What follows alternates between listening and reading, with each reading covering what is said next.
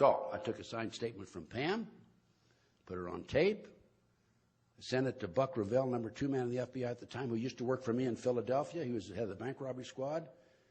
And I told Buck and the FBI, I said, you guys, I said, first you try to prosecute me in Dallas. It was right here in Dallas, by the way. With your investigation, 3 investigations and all. I was 2 days away from being indicted by a grand jury here, by the way. But that's another story, and I don't have time to tell it. Said, first you try to get me in Dallas, and now you set this girl up on me. I said, you guys are Bush. Now, for you ladies that don't know what that means you're minor league, okay? Guys that know baseball know that's what it is. So what else has happened to me? I've had surveillances on me galore. I've had people planning on me, probably 18, 20 people planning on me in the last 28 years. I've had burglaries. They've come into my house, even when I'm asleep. They put a penny on the foot of my bed one night when I was there. One night I went to bed at midnight. I got up at 3 o'clock to relieve myself. My bathrobe, when I went to bed, was at the foot of my bed. And I got up, and here's ceremoniously laid out like a rug next to the bed. I've been a victim of cyber terrorism, threatening phone calls, hidden camera. I came home from a trip here within the last 5 or 6 weeks, month, I guess it is.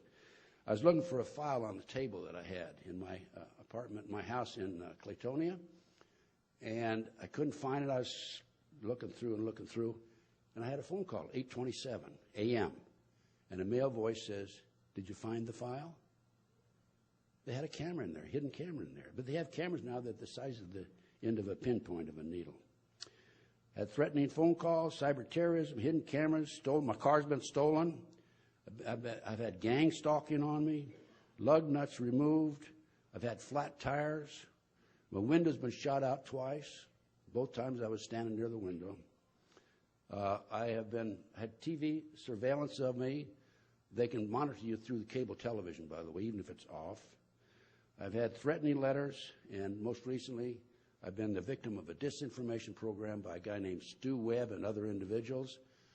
And Stu Webb has actually put out word that I was kicked out of the FBI for practicing satanic ceremonies in the federal building. Okay, and you know what? After that disinformation came out, my speaking tours came down to nothing, really. I was doing a lot of lectures before that. And we have enough idiots out there that believe this off the internet, because it's on the internet, that it really affected my opportunity to get the word out. But this is what they had in mind. It's called a disinformation program. And then the most recent thing, and I will close in just a minute. I have 1 minute left, but I was late starting, right? I wasn't? I was, yeah. I was? Okay, well, I won't argue with you. Huh? Go for it. Okay. All right. There's no argument then. Thank you, sir. Thank you, sir. But the latest thing to me is I moved a year ago last May, a year ago last May, from Las Vegas, Nevada. I had a condominium there.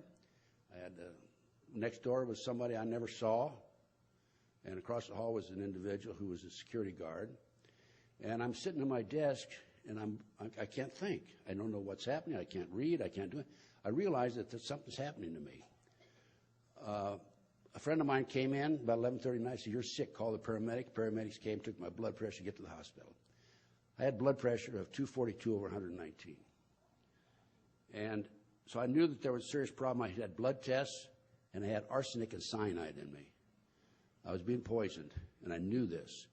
Within 2 weeks, I left Las Vegas, called John DeCamp in Claytonia, Nebraska, and I said, "John, I'm getting out of here." He said, "Come on back. I've got a place for you to stay." And I now live in Claytonia, Nebraska, about 2 blocks from John DeCamp. Anyway, I was being poisoned. And there's other stories about the poison. They've tried to poison me when I'm driving down the street. They have a device that you put in the back of a car, and they pump the poison out, and you're behind it, and you can't. They block you in. Car in the front, car beside you, car behind you. But it hadn't worked because I've caught on to it. But anyway, I was being poisoned in Las Vegas in my condo, and I was able to overcome that. As soon as I moved, I just loaded up on vitamins and what have you.